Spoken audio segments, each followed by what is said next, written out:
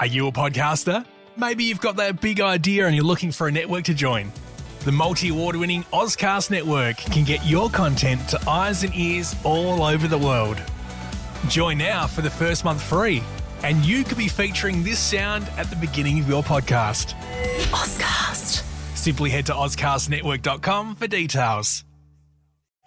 Ozcast.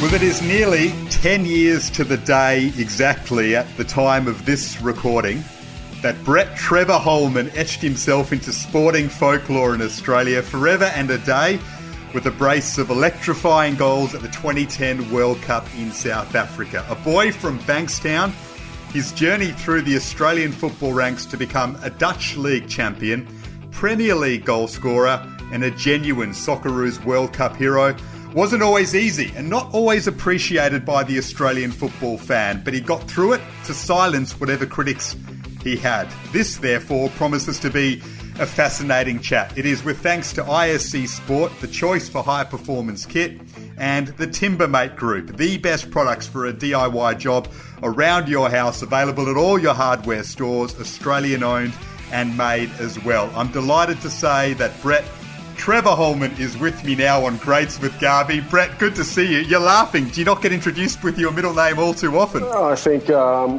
it takes me back to Sasha Ogonowski always calling me Trev. It was always a sort of a nickname around the Socceroos camp. That's for sure. Fantastic. 10 years to the day, almost exactly. I looked at my social media memories this morning, and I think to the day you're a day or two away from playing Germany, of course, and then the Ghana game came and all that transpired in your life. Can you believe that 10 years has almost passed? I don't believe it's 10 years. It still feels like it's the memory's pretty well known still. I can remember it like yesterday. Obviously, a dream come true, but 10 years it's flown past.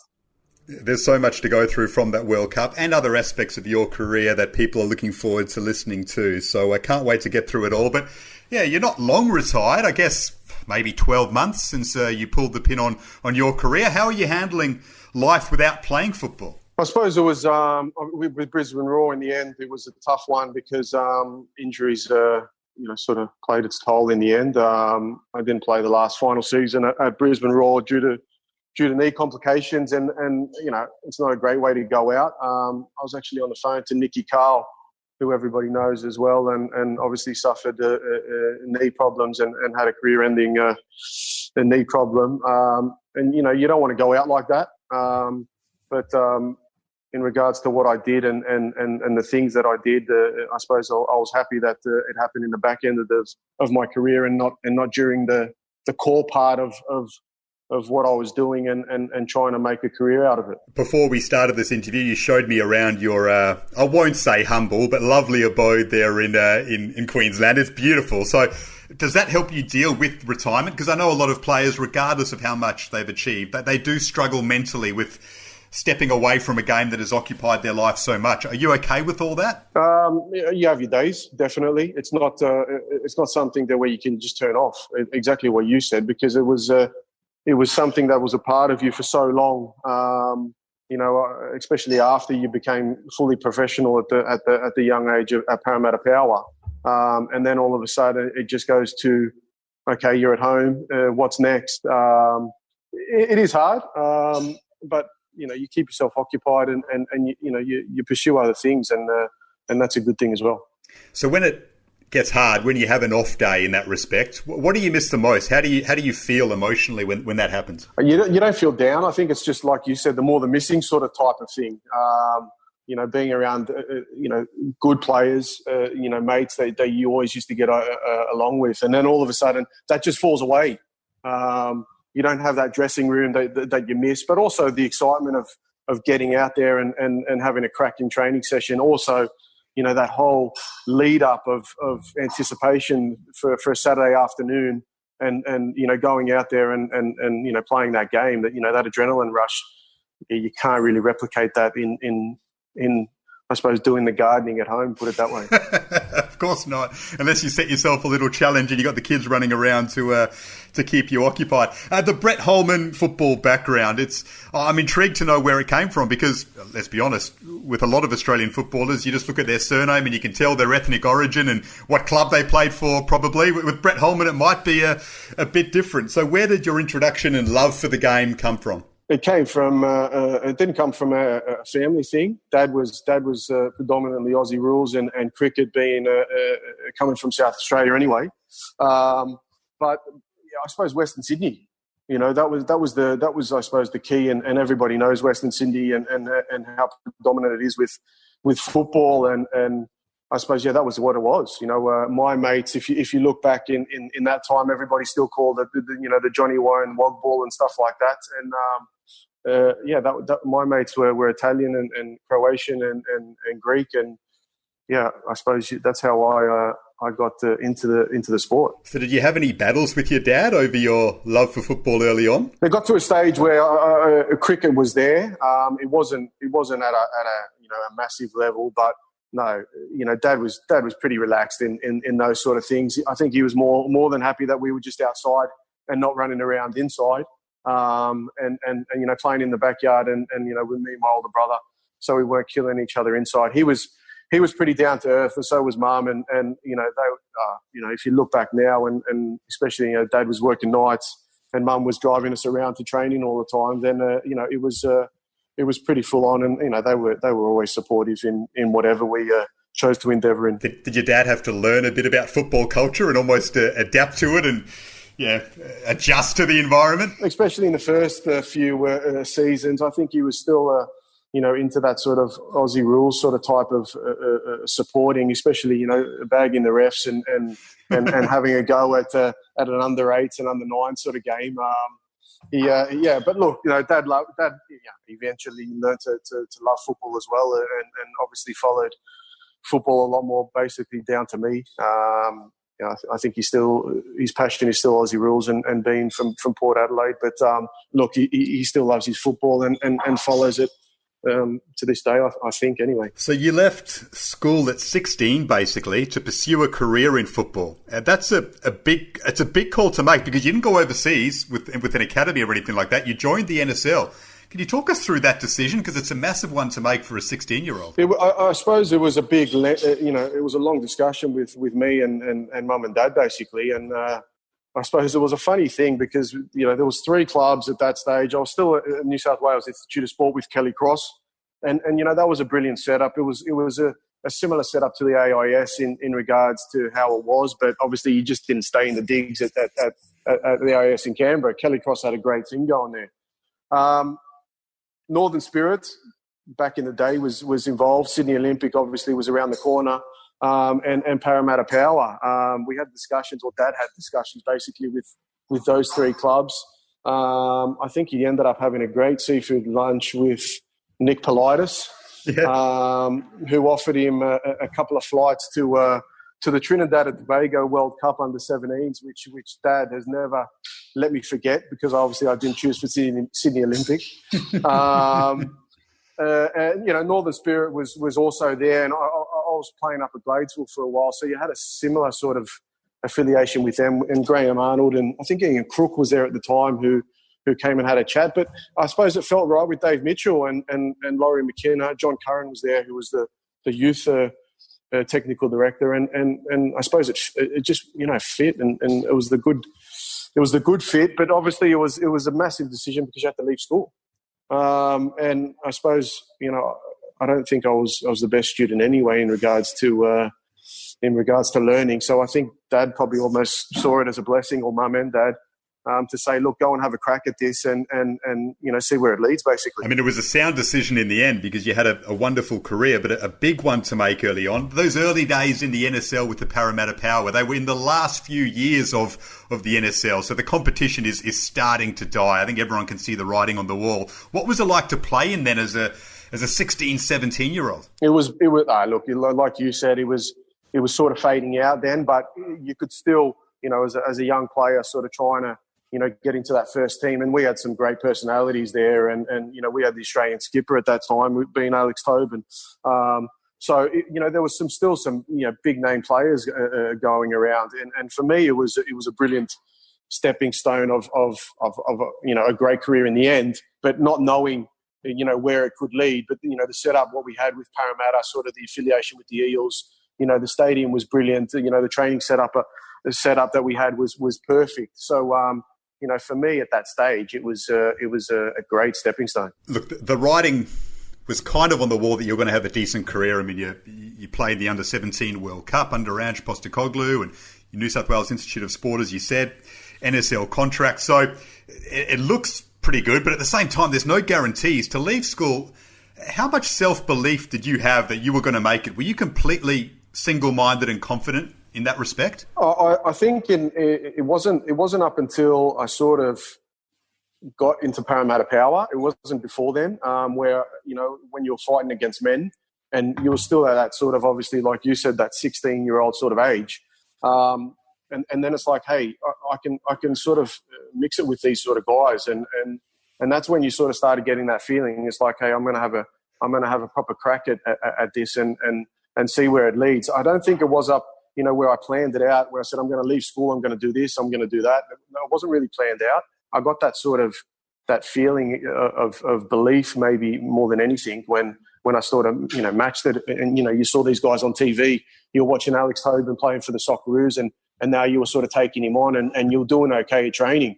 So it was like, okay, let's have a proper crack. Fantastic. And not long after that, Brett, you get a move to Feyenoord, an enormous club in world football, in a big league in Holland. That would set the pathway for a wonderful career. But who engineered that move? How did it come about? Talk us through how that all happened for such a young guy in Australian football. Yeah, exactly. I think, I suppose it comes down to the decision in everything works out, or for a reason, I suppose. Not even knowing about that connection or that affiliation with Feyenoord at that stage, you end up just saying, okay, Parramatta Power fits. And that was the spot to be. Obviously not knowing that, Dave Mitchell played for Feyenoord, and, okay, you looked it up eventually, but, you realised what for such a good career Dave Mitchell had. Eventually he had those, or continued those contacts that he had in Holland, and Rob Barn actually came out and saw a few training sessions at Parramatta Power, and I was fortunate that I caught his eye. Obviously, Rob Barn was the technical director at one stage with Socceroos. Everybody knew that, and got a trial 3 weeks, and there wasn't even a feeling where I was like, oh, I'm going over there to earn a contract. Really, it was more like just go and test yourself and have a great experience. You're going to Europe for the first time in your life, so it's like, yeah, great, let's go. And all of a sudden, it was like, yeah, let's play a mini tournament in Rotterdam, and I did well. And also coming back home, not even thinking, oh, I'm going to get a contract. It sort of was in the back of my mind. Dave Mitchell ended up calling up and saying, yeah, we've received an official offer from Feyenoord, and yeah, that's when I suppose things got really serious. And it's like, yeah, this is a 5-year contract. You have to leave, mum and dad, your brother, your friends, and all that sort of stuff. And it was a hard decision, but it was an easy decision in regards to, yeah, this is real. I am leaving everybody behind, but this is something that I really want to have a go at and really pursue and see where it leads. I know what you mean. It's a no-brainer, but it doesn't mean it's an easy decision either. And look, you go to a massive club and you go out on loan to Excelsior and a couple other clubs. But still, when you step into an organisation like Feyenoord with such a rich history as such a young kid from the other side of the world, what were those early moments and early days like? My first experience was the Europa Cup. It was the UEFA Cup, actually. It was the final. I actually went to go and see it. That was my first match. It was Feyenoord against Borussia Dortmund in the Cope. And so that was my first experience. It was unfortunate, obviously, Brett Emerton was suspended for that game. But, you saw Jon Dahl Tomasson score, Pierre van Hooijdonk scoring a free kick. On the other side, you had Dortmund, who I can't even remember, Jan Koller, I think, the big big Polish guy or the Czech Czech striker Republic guy, Czech striker. So that was my first experience of European football. So you're talking about 50,000 crazy supporters, basically, because Dortmund, obviously everybody knows the Dortmund following. And also, Feyenoord is exactly the same, I suppose, in a smaller scale, so fanatical. And that was my first experience. And I was like, I definitely want a bit of this. I suppose that set everything in place to say, I want to be here and I want to achieve something great. Did you get respect early on, or was it a really hard task to try and win that respect as an Australian coming into those Dutch setups, even if it's not Feyenoord, but the teams you went out on loan to? Yeah, it was brilliant. I suppose it was brilliant for Feyenoord because they had their brother, sister club, whichever way you want to call it, in Excelsior. So it was in the same city. It was around the corner. And basically it was for the younger players on Feyenoord's books. Basically, there were a certain number of contracted players with Excelsior, but it was more or less the younger players who couldn't get a run in the first team of Feyenoord to go and play at Excelsior. And the lucky thing was that Excelsior was in the first league anyway. So you were still playing against PSV and Ajax and Feyenoord anyway. So you're still challenging in these teams. The problem was you were walking into a team of Dutch, Belgium sort of type players, and they didn't want to have an Australian there. So it was daunting. It was frightening, a little bit scary as well. Because bottom line is, they're threatened because you're going to take their position, and the bottom line is I want to take their position. So it was hard at first. Foreign language, albeit everybody speaks English in Holland. But it was, that settling in phase was pretty tough. We see a lot of Australian players now in that situation come back to the A-League because it's a fully professional league set up and it's almost a bit of a soft landing, if you like, if they can't quite crack it in Europe or it gets too hard. You didn't have that choice at that stage because, the A-League had ended. It was just starting up. That intangible, was it almost that desperation almost necessary for you to say, I don't have a choice here to succumb to this pressure, I have to make it? I don't think there was that sort of pressure in regards to I'm not going to succumb to it. I remember Dad when I first went over, he was basically, look, everybody's going to support you no matter what decision you make.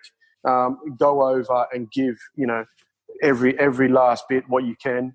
And you see where it ends up. You know what I mean? If it doesn't work out, you've got a bed in the house to come back to, and it's no problem.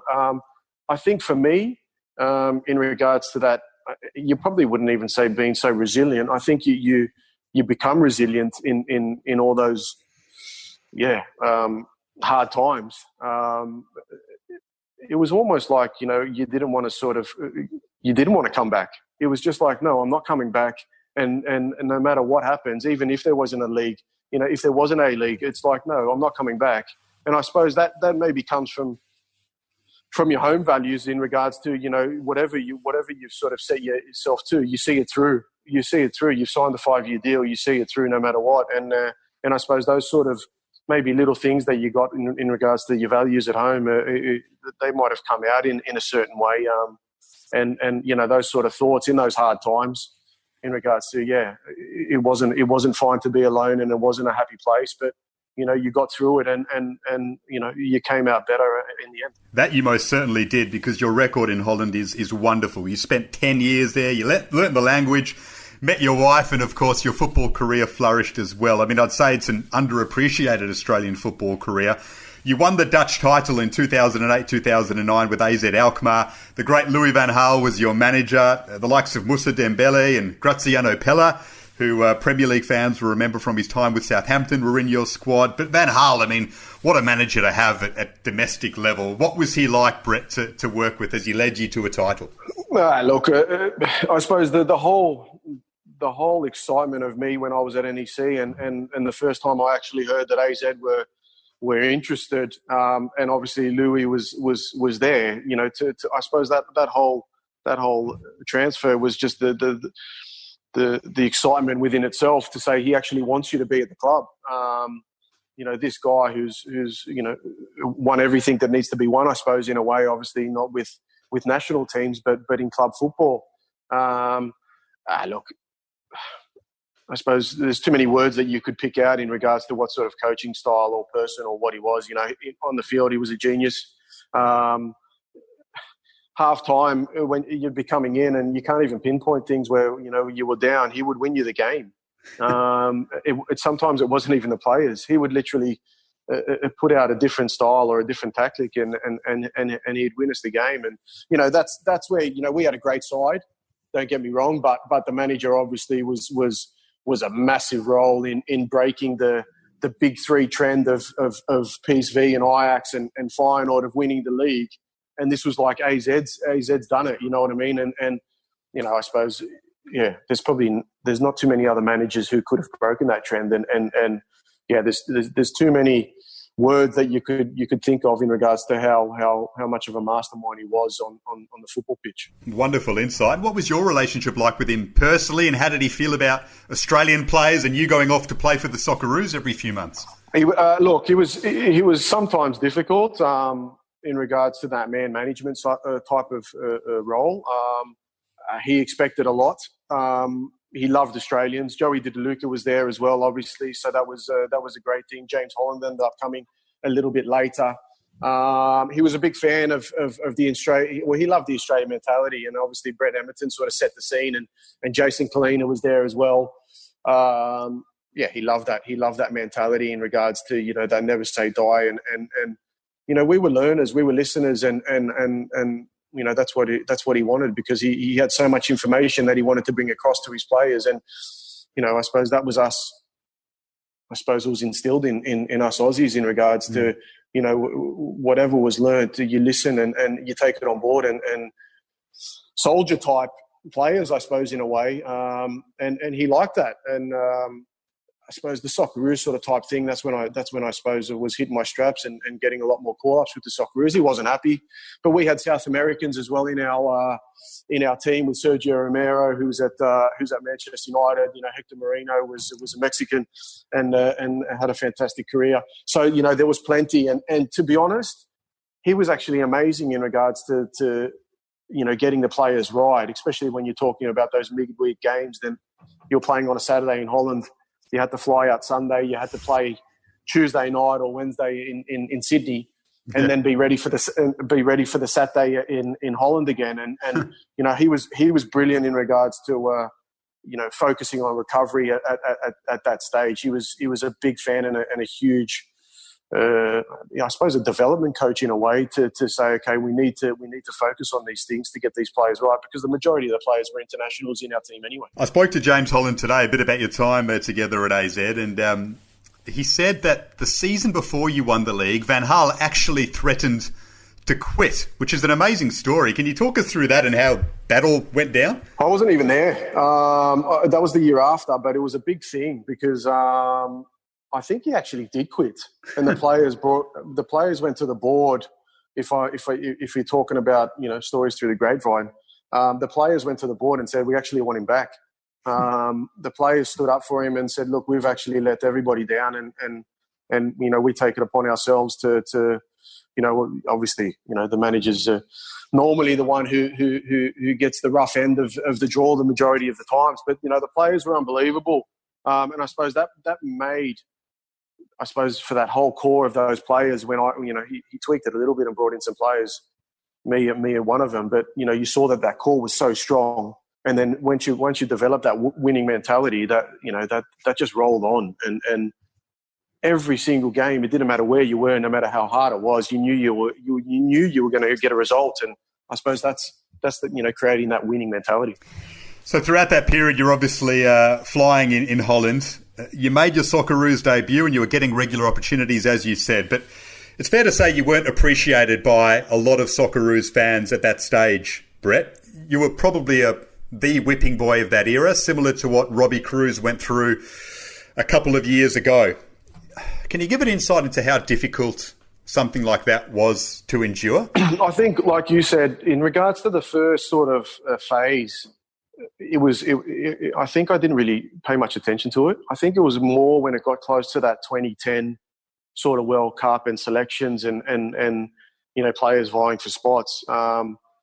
It became a bit of a thing, I suppose you could call it. And it wasn't nice. It wasn't great because it started affecting my family, I suppose, more than anything. I'm not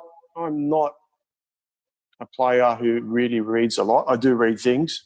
Does it affect me when I start reading things when you're actually trying to represent these sort of people or fans, wherever that may be, but I suppose that was the hardest thing because you're actually representing your country. You're not going to travel all the way across the world to not want to play well. That was a little bit, I suppose, disappointing in a way from I suppose supporters in general. But I suppose you would know yourself in journalists. There's only a sort. They're probably minorities in regards to somebody wanting your head on a chopping board and they want somebody else in. It was a little bit hard on my family because it sort of took to my family, and there was things said about my family which were harsh. But I feel for Robbie Cruz and what the same things that happened. But this is football, and you learn to grow thick skin. Everybody's a critic, and that's the great thing about football because everybody's got an opinion. I suppose the only thing I'll always say is that, and everybody knows that, whoever knows me, is that I left everything out there on the grass. For somebody to have a dig at me about my playing skills or my first touch, go for it. You know what I mean? I wasn't the same. I didn't have the same technical ability as Neymar, but I did give everything for the Aussie jersey, and nobody can definitely fault me on that. And you had some great moments as well, which we'll get onto. But when it starts to affect your family, what are those conversations like? How does it come to a head? How do you deal with it in terms of trying to lift your family who are down as a result? But it's you, the one who was being targeted. Yeah, no. I suppose the first thing is almost you try and steer them away from not reading it in a way.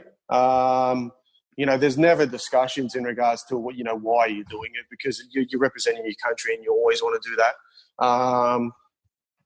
I suppose you try and follow your own path and you stay strong as a family and mum and dad were they've been my biggest supporters from day one, and I suppose they always backed me for whatever I did, and that, I suppose when you have that inner circle of trust and belief and support, then it does affect people, but everybody sort of peps each other up in a way, and it's like, okay, you've got better and nicer things to look forward to, and try and not worry about those certain critics for whatever reason, they're writing those things about you. Just try and steer clear of it. You shut them up in the best way possible. 2010 World Cup in Rustenburg against Ghana, of course. You put Australia 1-0 up days after the Socceroos had been spanked 4-0 by Germany, and the morale in the team is as low as it's been for a long period of time.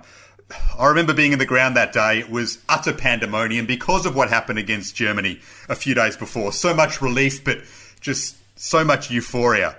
What's it like when you put the ball in the back of the net in that situation and you've scored in a World Cup? Just give us some sort of insight, if you can, into that emotion. No, you're floating.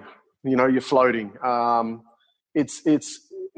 Yeah, and I remember some of my mates back home, or one in particular, it's like, mate, you got to work out something better for a celebration.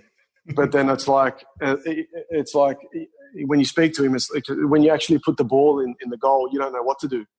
You don't know what to do. Is it a dream? Did it actually happen? That's probably more of a you don't even maybe think that's reality. But yeah, sheer joy. I suppose given the situation, exactly what you said, it was hard. We were in a difficult. We were definitely in a difficult place. And to get that goal and the whole thing about it, I think for me myself personally, for like you said, basically letting your feet do the talking, like everybody says, to score a goal at a World Cup. The situation with the whole team was in, and it was the best amazing moment that I've ever experienced in my whole football career. I think you were running with your arms outstretched. If I'm not mistaken, you jumped the advertising boarding and went towards the Aussie fans. Is that correct? It could have been because the Aussie fans were on the left up there, to sort of, and I'm not sure if Mum and Dad and my wife are in that corner. I'm not quite sure, but that's where the majority of the Aussie flags were, and yeah, it was straight over there, and pure joy. You mentioned that the low ebb from Germany. We'll get onto your second goal in that World Cup, but what changed? I spoke to Mile Jedinak about it, and he says, I was a young player. I sort of stayed out of it. You're a bit more senior. What changed from the Germany game to the Ghana game? Who pulled everything together? It was weird because, Mile, and I suppose you probably say Carl Valeri, we're all the same age. So I would almost say the same answer in regards to, we were still that younger core in a way, sort of coming through. I can't really remember because we did have a sit down, players only, to say this is just ridiculous in regards to what we've put out on the pitch. We have to stick together in regards to whatever happens or transpires in the next two games. We're talking about keeping our heads high and showing the world more than anything. I think more than ever, I suppose you're talking about the players who experienced such a fantastic and exciting experience in 2006. Those players were the ones who were like, hey, we can't just all of a sudden let's just compete and do what we did in 2006 and all of a sudden just get spanked 4-0 against Germany and let all the cards fall down. It's 3 years of hard work and let's those hard words and I don't think people were pinpointed at, but it was definitely a hard talk to say, hey boys, this is not the way Australians go down, and this is we're disrespecting the Aussie jersey basically in the way that we're performing. Thankfully, you did turn things around at that World Cup in emphatic fashion. You led the way against Ghana and then carried it on against Serbia off the bench with a quite brilliant World Cup goal, picking it up and running with it from deep and then driving it home. Was that all born from the confidence from the Ghana game? What was going through your mind in that moment? I think it was born from the whole camp beforehand in South Africa.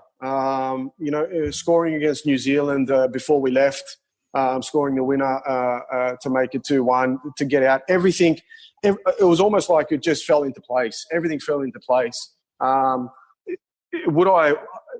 I think 9 out of 10 times I probably wouldn't have even shot from there. You know what I mean? Jason Kalina doing his tricks and flicks and giving me the ball halfway. It fell into place. And I remember, my old man always said, and I spoke to him a lot before games. Some of the things always stuck with me, and it was just like have a go, and whether I heard his voice or heard those words maybe before when I picked the ball up at halfway, I don't know. But, yeah, it was a bit ambitious to actually shoot from that far anyway. But, that whole time, the New Zealand, the lead up, I was felt so great in our training camp. I was pumped. I was hungry, and it was my time, and that's what I felt, and I suppose those Ghana, that Ghana goal where the ball the keeper parries it, it could have went anywhere, but I think those sort of things you sort of bring on yourself in regards to, okay, no, it's mine. I'm getting it, and I suppose that sort of.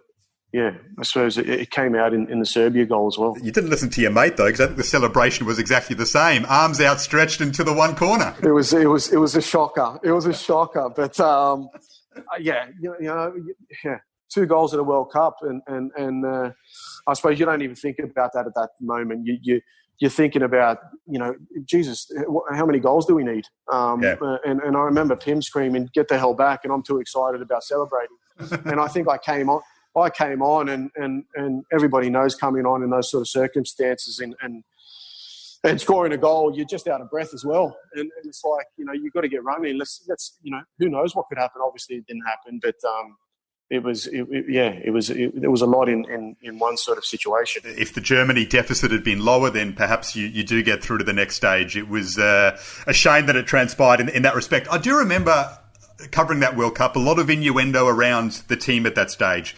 Reports unconfirmed reports about division in the camp and splits between some of the big players and self-interest taking over. And Mark Viduka made comments about the 2007 Asian Cup recently as well, saying that there was self-interest in the camp and some people cared more about off-field things than what was happening on the pitch. Was that the case at that World Cup and in that Socceroos era at times in that squad?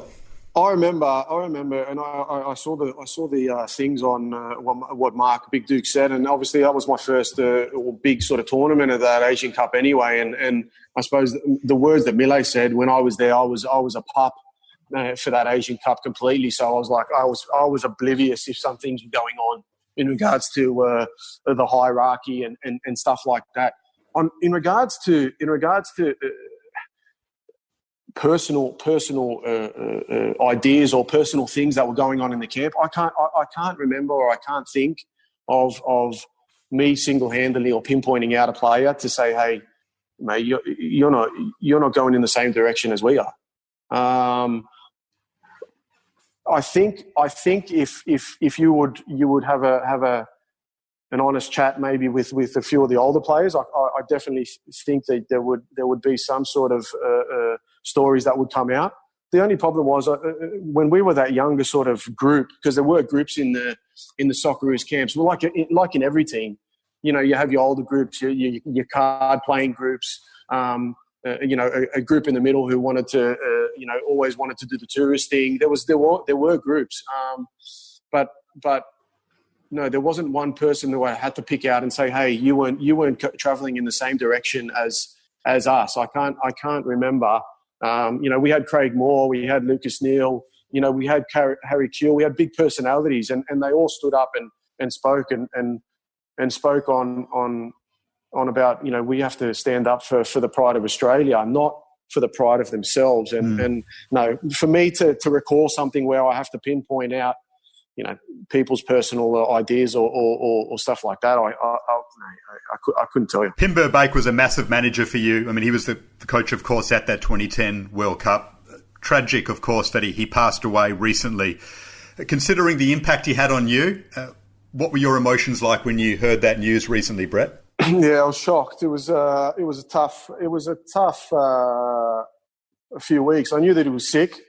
I still had regular contact. He came and visited me actually when we were still in the UAE playing, because he was obviously coach at national team coach at the Oman. Yeah, what do you say?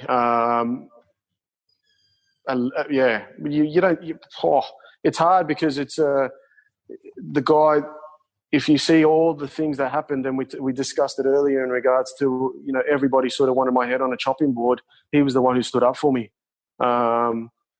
He didn't care about, those people saying, no, we need him in, or we need him in, and we want Holman out. He was like, no, I have faith in you. And he did it over in numerous occasions. And, I'm so happy that I could have repaid him in those certain moments that we discussed at the World Cup and those certain times. But, yeah, Jesus, you still don't believe it. What a great guy. A father, too young to go, gave everything to football. I loved the man, and he meant heaps to me in regards to my football career and off the field in the relationship that he had with me and my wife. It was one to treasure, definitely. Well said, Brett. Yeah, I trust that you're enjoying Brett Holman. He is absolutely fantastic, and there is plenty more to come. Just want to thank our sponsors quickly. ISC Sport, the choice for high-performance kit. We have an ISC Sport pack to give away to the best listener question. I'm reading 3 of them out to Brett, and then the lucky winner will be revealed. And the Timbermate Group as well. From a crack in your deck to your floor or even your walls, you will find the right filling application from the Timbermate Group. They are the best products in the business. You can find them at Bunnings and all of your independent hardware stores as well. Support an Australian-owned company with most of their range made right here in Australia, so you are supporting Australian workers as well. That is the Timbermate Group. Right, let's get back to Brett Trevor Holman. That World Cup, Timbermate's influence, it laid the foundations for you to have a wonderful era. You win the 2012 Australian Footballer of the Year. The critics have been put in their corner. You're arguably Australia's best player for a number of years. Certainly outfield player. Mark Schwarzer was going very well in that period as well. And you get your move to the Premier League with Aston Villa. I dare say you would have had a few clubs in for you. Who were the other clubs that perhaps were coming in for you at that time that you had to consider? There were look. If you're honest, West Ham were there and thereabouts with Avram Grant, who was the manager at that stage. Those were the two vies. Look, there was always talk of certain interest and clubs, but the concrete that came out of Aston Villa at that stage with Alex McLeish, that was the big one. And, you know, you take the tour, and I was off contract at AZ, so I ended up signing a pre-contract in March. So I had to go over and just do a pre-medical anyway, just to see how I was before you do the complete medical anyway at the end of the season. Had a chat with Alex McLeish, did the standard tour of the grounds and all that sort of stuff, blown away. And you know, the dream is about to happen. You know, it's there of seeing Harry Kewell and Mark Viduka play for Leeds as a young boy to actually say, "Hey, I'm actually going to get there." It's going to happen, and I suppose, yeah, those clubs were the main. Look, West Ham was there and thereabouts, but Aston Villa were the most concrete. So Alex McLeish signed you, but he's sacked in May, and Paul Lambert takes over for the start of the season. How unsettling was that? I walked in to do the extra medical or the final medical at Bodymore training ground, and Alex McLeish was walking out with his boxers. Oh God! So and look, the Dutch way is based on a club vision, not a manager's vision, where everybody knows the UK, the manager's got sort of like a big say in regards to transfers and bringing in the players and stuff like that. So, you know, when the actual manager who brought you in has got sacked before you've even started, then you know, especially in the UK, that it's not going to go down well. My first discussion with Paul Lambert was, I think, him literally saying, "I don't know who you are, but yeah, you're here now, and yeah, let's see what happens." So I was like, "Oh, this is going to pan out to be nice and fun." So look, and you know, in my style of fashion and the way I've gone about it in every setback, whether you call it a setback, it was like, look, I'm here now. It doesn't seem like the best of scenarios because, I could be in for a bit of trouble, but mate, I've got a pre-season to show him. So I'm going to go out there and I'm going to work my socks off and absolutely kill it on our pre-season tour and see what happens after that. To his credit, I mean, you started the first game of the season, I remember, so you make your debut against West Ham, who were in for you as well, at Upton Park, and you did play a fair bit in that season. But that first game in the tunnel, alongside the West Ham players, walking out to make your Premier League debut, a boy from Bankstown. What's going through your mind then? Exactly what I said. It was a dream. You know, that was. You know, you talk about, you know, my time in Holland. I'll never forget, and I'll never want to replace it for anything because I had the greatest time, and it built foundations for everything, afterlife as well. But like I said, watching, you know, Mark Viduka score against Liverpool and waving to his mum on the camera and stuff like that, it was, you know, those were the, you know, they created boyhood dreams for me to say, not that I wanted to wave to mum, you know, it would have been nice if I would have scored a hat trick, but it was, I wanted to play in the Premier League, and you know, like you said, West Ham, great tradition, amazing stadium, blowing bubbles, you know, it was like, what's going on? It's like a movie. So. It was amazing. I didn't have the greatest of games, but it was you know, you tick the box. You know, that was one of my goals, and it was a big box, and you know, when you walk out, I could tick it. So it was definitely one of those dreams came true. You had a solid season in the end. You scored in the League Cup, I think, and you scored in the Premier League as well. You got one away to QPR. Why did you leave Aston Villa in the end after just one season, considering that? I remember a lot of people in Australian football being dismayed by that. We didn't have many Aussies at the time. You were going okay. You left to go play in the UAE. How did you come to that decision? I suppose I had a frank chat with Paul Lambert. You know, the first half of the season went brilliant, I thought, in regards to the game time, not performance-wise. But I suppose if you look at that little period, Aston Villa was sort of almost like a sinking ship anyway. You know, they ended up getting relegated, and that was sort of that sort of era anyway. He basically said, "You're not going to play with me." So, and I was like, "Look, I've signed a 3-year deal here. I've brought my family over. I've invested everything. I want to play in the Premier League. This is what I want to do." And the bottom line was, look, if we ever get a great offer or anything, or you decide to go, then go, because I'm not going to stand in your way, and the club would be happy to let you go. And I didn't even really, because I went away for the qualifiers straight after that discussion to Australia, and honestly, I didn't even think about it. I didn't even think about moving. I just thought, I'm going to do the same thing at pre-season. I'm going to work my ass off. I'm gonna crack on, and I'm gonna show him. I know I've had a year now to experience what the Premier League is, what I need to do. I've adapted, and now I know what I need to do to make me a player of a Premier League player. And then the spanner comes, and then it's a financial offer basically from the UAE. That came out of nowhere. And then I suppose, you know, me and my wife had a frank chat. To say she was unhappy, in Birmingham would probably be okay. 2 kids. I travelled heaps that year with the Socceroos, with the qualifiers, so she was alone a lot. And I think the only time the sun came out was actually the day that we left. So I suppose she wasn't too happy about that. So the whole year was pretty grey. But no, look, she just said in regards to adventures and stuff like that, she wanted to give it a crack. I think that whole adventure thing and how sour I suppose the ending part of that Premier League season ended, I suppose tipped us over the edge maybe more than anything. The offer was amazing financially, and we were almost like, let's have a crack and see what happens. And maybe it was almost like, okay, the Premier League's maybe not for me. That was probably my answer, maybe. Do you have any regrets now about that? I mean, you've explained it so well, but do you have any regrets in terms of saying, you know, I should have just tried to stay in England, even if it's not the Premier League, for a year or two more? Yeah, I don't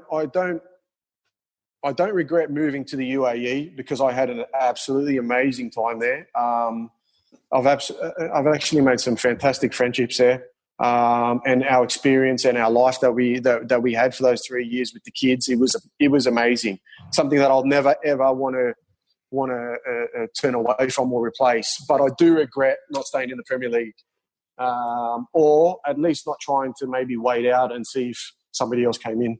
Because I know that if you look at the discussion that we had, it wasn't going to be a happy place at Villa, which was a shame because I actually loved the club, even though it was only for 1 year.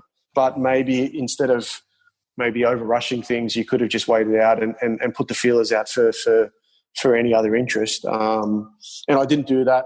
That's probably something I do regret. Because I do believe that I could have made a good dent in that league. I know how much you like the UAE. I caught up with you at the Asian Cup 18 months ago, and I could tell you really enjoyed being there, and even the footballing side of things, you really love that as well. But it's a completely different culture, obviously, to the Premier League, whereby player power can sometimes reign at clubs. Can you give some insight into some of the things that go down where players can just do what they want? It's a hard one in regards to, because you've got that maximum foreign players or minimum foreign players, and maybe the standard in certain players. If you look at the UAE national team, they've got a great national team for the Asian continent, and they're always fighting. Obviously, you see that they're in that, you know, top 4, top 5 sort of thing when they're playing the Aussies in semi-finals of Asian Cups and what have you. But after the national team, the rest of the league sort of falls apart in regards to standard. And that's when it's hard. And that's when they expect the foreigners to stand up and basically go on Michael Owen, Maisies, and score like you scored against Argentina, basically. Yeah. Every single game. That's hard, but that's a different pressure as well, which was fun. But mate, there was some cracking things in regards to educating them for recovery sessions. Because they had no idea, and especially with the humidity and the hot weather over there, it's like, look, we need ice baths, hot and cold, contrast. And then they ended up bringing in 2 jacuzzis with disco lights and filling one with ice and the other one with blue lights. So that was a hot one, and I was like, yeah, okay, this works, but maybe we can just get an ice bath basically.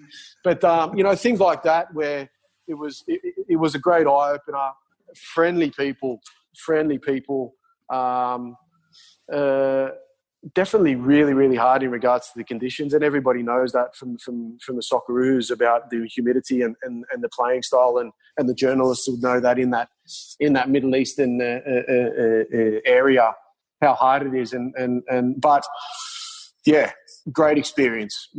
Yeah, experience of a lifetime. Is it true that some of the higher paid players, if they didn't want to come to a training session or a team meeting in the morning, they just don't? They'll just rock up later and say, well, if the coach doesn't like it, well, we'll just get rid of him. Well, there was some whether it was foreign, local, I'm not quite sure. There'd be some, if you look at The Last Dance in regards to Dennis Rodman, who would take a little holiday to Vegas for a few days.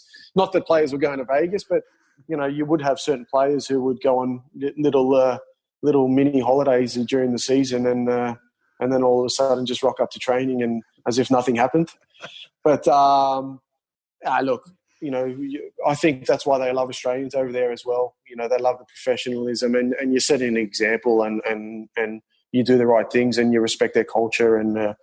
But yeah, definitely an eye opener. You were still playing for the Socceroos all through that period and scoring some goals on the road to the 2014 World Cup. But then Holger Rosic goes out, Ange Postecoglou comes in, and you don't go to the Brazil World Cup in 2014. You don't end up going to Brazil. How did that conversation go down? Why did you choose to retire when you were only 30 years of age and seemingly one of the players who could contribute to a young group under Ange? There wasn't a conversation. There was no conversation at all, which a lot of people have documented on in regards to, okay, he was pushed or he was told to do this or something like that. I never had a conversation with Ange. I was playing in the Go, obviously playing basically every qualifier on the whole guy who were deserved every credit that he deserved. I think he was a bit unlucky in regards to organising or the FFA organising 2 friendlies against Brazil and France maybe. But no, look, who knows? Footballers get feelings, you get vibes. And I thought it was my time to say, this is where it should stop. I didn't get called up for the first game. I think it was in Sydney. You would probably for Ange's first game, I never got called up. Second game, I was on standby. Ended up getting called up in London, if I'm not wrong. Yep. And then after that game, it didn't feel right. It didn't feel right at all. And I had a chat with mum and dad. I had a chat with my wife, and supportive as ever. I came to the decision to say I'm going to stop. So where does that feeling come from? Is it because the likes of Schwarzer and Lucas Neal have left? Luke Wilkshire's later on he was cast aside. Is there a feeling there that, hang on, there's a changing of the guard, and I don't necessarily feel like a key player? It's time for me to move aside. Is that what happened? Not at all. In regards to, like you said, looking at a Schwartz or a Lucas, I don't think you could even classify me in that group. Like you said, I think I was only 30 or 31 or something like that. I was flying. Flying. I was enjoying my football still. You can comment on in regards to playing in a league that's not the standard of a Premier League, because I was in the UAE. I think Bresciano was in Qatar and he was still getting selected. So, we can talk till we go blue in the face or discuss or have a nice little debate about that. But no, it wasn't that. I had a feeling. I still felt that I could have I could have proven something, definitely. I played every qualifier. I started every qualifier, and no, it just, Ange came in and he does his thing, and it just didn't feel right. It was my feeling. It was my gut feeling, and that was the way. It had nothing to do with a Mark Schwarzer or a Lucas Neal, not at all, because I don't think I was in that situation, because I was still playing football and I was playing 50 games a year. So, I was fit as a fiddle, but it was my gut feeling. So would you have liked Ange to have said to you, listen, Brett, I want you to be a part of it? If he'd just been that small conversation, would that have changed things? Are there some hard feelings there towards Ange that he didn't try and make you feel part of it? Look, I don't know Ange in regards to that. If you hear through the grapevine and you hear through players that Ange isn't that type of person. People are different. People have certain methods and certain ways, and so be it. If he came down and sat down and had a chat with me and said, am I in his plans? Yes, then definitely I think that would have changed something, 100%. You're not going to go through a whole qualifying phase and give everything for the Socceroos to not represent your country at Brazil. You'd be crazy not to. But that didn't happen. So, it wasn't a simple decision, but it was the decision that I definitely felt was the right one. Eventually, you came back to the A-League, and Australian fans got to see you close up with Brisbane. Stars who come back to Australia have differing opinions of doing that, coming back to the A-League. Some say it's great, nice way to finish your career. Others say, unless you're at your absolute best, you're on a hiding to nothing because you'll just cop criticism. How do you reflect on your decision to come back and play for the Brisbane Roar? You're probably on a hiding to nothing. It's, look, I suppose if you look at how Brisbane was, it was definitely attractive, put it that way. I had a chat with Graham Arnold. I had a chat with Tony Popovich even before I came back. I spoke with a couple of clubs to say what the possibilities were for me to come back. Kevin Muscat, I think, was involved as well. There was clubs who I wanted to speak to, and I knew them all because I almost played with all of them anyway. Worked under them in regards to Graham Arnold or Kevin Muscat. I think I played with when he was finishing his career and stuff like that. Craig Moore and John Aloisi sort of just did it for me. They were. I played with them at the Olympics. They're people I definitely go to for advice as well. And the way that Brisbane Roar had was set up and that atmosphere at Suncorp, and you look at I saw a couple of their games. If they get to the finals, it was rocking, and it was something. It was like, that looks exciting. I'd like to be a part of that. John Aloisi's such an intriguing coach in Australian football because he did well at Brisbane and then it fell apart. He's constantly linked to jobs. Some people don't like that. At this point in time, he's said to be in the running for both the Adelaide United vacancy and also Melbourne Victory. How good is John Aloisi as a coach? Do you think he will eventually crack it long term and be a career manager? I think. I hope he does. Definitely. Solely on the will and the hungriness that I've experienced with him you saw him as a footballer. He succeeded, and I think that's I suppose eating at him alive, no doubt, every single day, because he wants to succeed as a manager or a coach as well. I liked him. I enjoyed working under him a lot. He has some great ideas. The way he wants to bring football across and the way he's on the pitch and implementing things and bringing across the players, I think he's got a great career ahead of him if he gets a chance again, because it is going to be hard for him. He'll know that after not succeeding at Melbourne Heart and obviously now with Brisbane.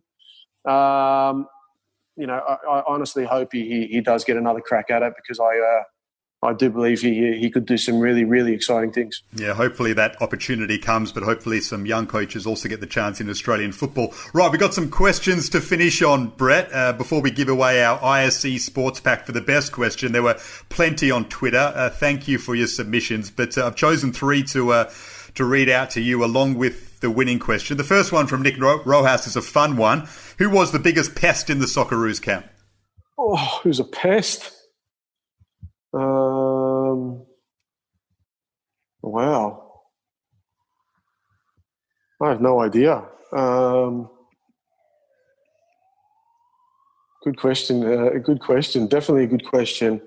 Paddy Kisnorbo could be a pest sometimes when he was in and around, but he was obviously not hugely predominant. Everybody had their ways. You know what I mean? I'm trying to think every time we're on the bus because that's when everybody used to come out, and that was sort of the fun time before we went back onto training. You know, the music would be on and it'd be a fun time. Tim Cahill never, ever shuts up.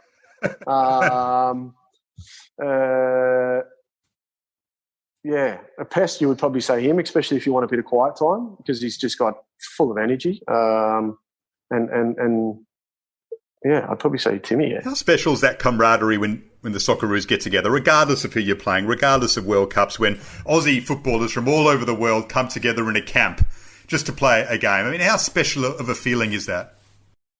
I remember you having a quick listen to you with Jamie Carragher and discussing some things with the English, why they don't succeed when they've got, probably one of the best teams normally on paper and they don't succeed. And we have something, it brings us together. It's amazing.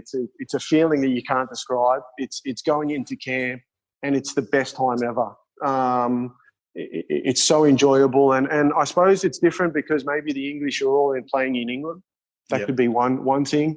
All the Australians are coming around, especially when everybody's, I suppose in that time, not now more than anything because there's lesser players or fewer players in Europe these days. But that whole coming together and being recognised as a player, working hard and trying to make a name for themselves, and then enjoying each other's company and just being Australian, I suppose, that's so massive. Fantastic. Yeah, I've seen it for so many years and it just seems like you're having the time of your lives. A couple more questions. One from Willem van Denderen, who sounds like a Dutch native somewhere along the line. He says, people often say the Eredivisie is a great development league. What is it about it specifically that makes this the case? Because they're so focused on detail. And you just call it the Dutch school. Everybody knows it. You take out your Snyders, your Van der Vaarts, and you're talking about the newer era with Frankie de Jong and Donny van der Beek and Matthias de Ligt, these sort of guys who are at big clubs already at such a young age. They're so focused on details and me and you could have some fantastic discussions about and Optus have already started them in regards to how we can change our game in Australia. But that is a major factor, and the Dutch have got it down pat. They focus and they don't stop and they do it every day, and it is repetitive and it is boring, but it's essential and that's why these guys are playing at the biggest clubs in the world. That probably flows into our winning question, which comes from the Talking Dribble account, which I'm pretty sure is young Ari Patikas, who is the son of Jimmy Patikas, an NSL and Socceroos great, of course. So an ISC Sports pack is coming your way, Ari, if it is in fact you, which I think it is. But he says, having been coached by Koeman, Advocaat, Van Gaal, what do you, Brett, want to pass on to juniors in your own football academy, the Brett Holman Football Academy? First and foremost, the first thing when I get out there is enjoyment. If there's no enjoyment, then I think the learning goes out the window as well. Because when you're enjoying, it's not learning. It just comes freely. You're just picking up tips while you're just playing around and enjoying your football. I think enjoyment's key.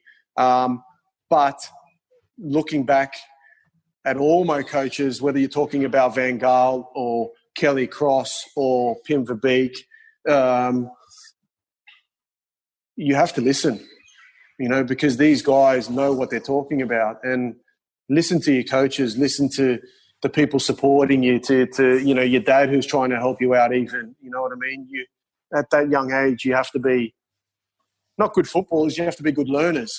And I think if you are, then I think you've got people who definitely want to help people. And I think if that comes across, then I think, you could make out some very good footballers. So do you want to be a coach long term at a higher level? What are your aspirations like in that sense? No, look, I mentioned to you that, I've started a little football academy, the Brett Hole Football Academy up at the Sunshine Coast, solely for kids. To have the goal at this moment, you'll never say never. I don't see myself as a manager in regards to first grade football. I really, at this moment, and it started off great, obviously with situations now for everybody, it's all slowed down and stopped with sport. But the enjoyment on kids' faces is fantastic, and to actually pick out certain kids who have actually picked up some sort of ideas and tricks and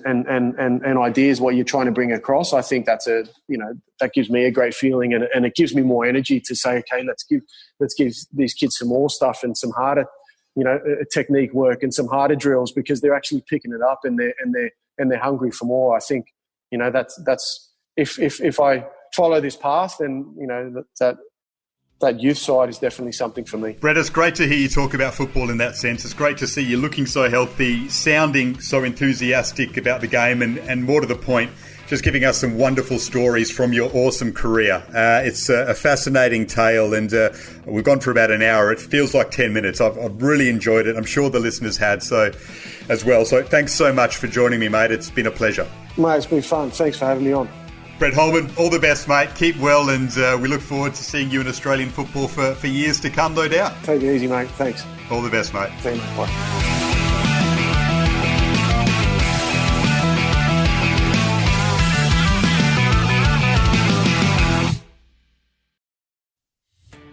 Are you a podcaster? Maybe you've got that big idea and you're looking for a network to join. The multi-award-winning Ozcast network can get your content to eyes and ears all over the world.